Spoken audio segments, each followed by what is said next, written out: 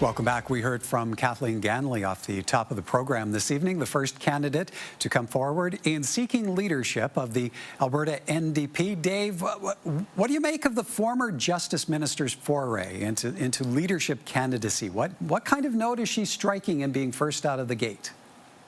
Well, I think she's looking internally to the NDP. I think she's come off quite strong out of the the starting gate. I mean, right away, Kathleen Ganley, who might not be a familiar name to most Albertans. I mean, she was the Justice Minister when Rachel Notley was Premier, when the NDP formed government. She's been energy critic and a critic in other roles, but she's definitely not someone who's been front and center in a lot of the NDP's opposition over the past few years.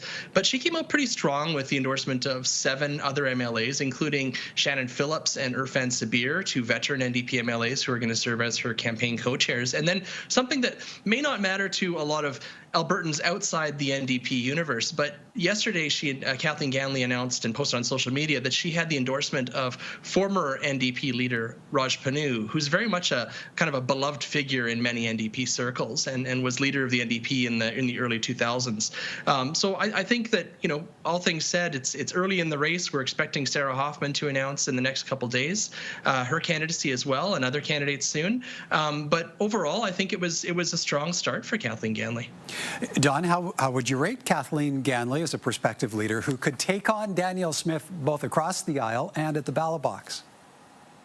Well, again, nobody's going to like what I have to say, but I think there's this thing in the room that's, you know, purple power, you know, recycled some guy in Calgary who was a former mayor, like some other guy named Ralph Klein.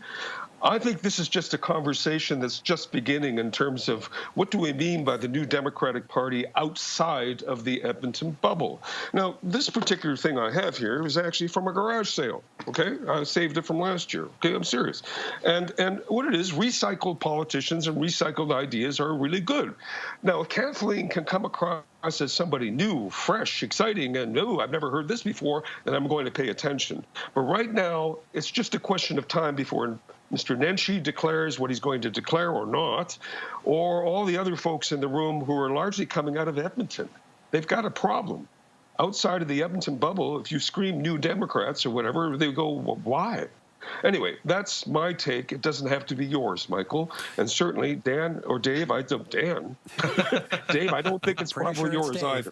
Yeah, and so Dave, even before we talk about any other prospective candidates, how different a party do you think the NDP would look like under the leadership of Kathleen Ganley? Where would you see it landing on the political spectrum?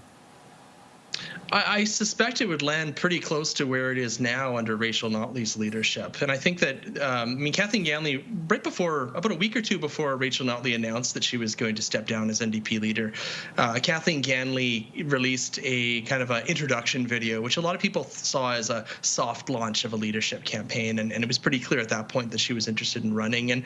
And judging from what I saw over the past couple of days since her announcement, I mean, I expect will have, you know, a very similar kind of center-left-ish NDP.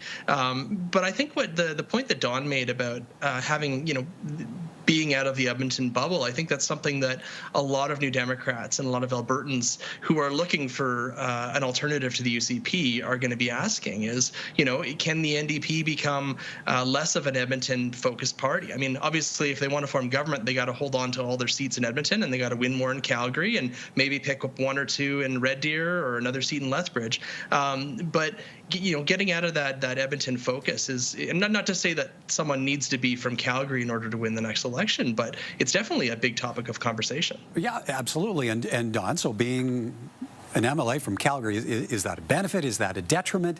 How does that weigh into the leadership equation?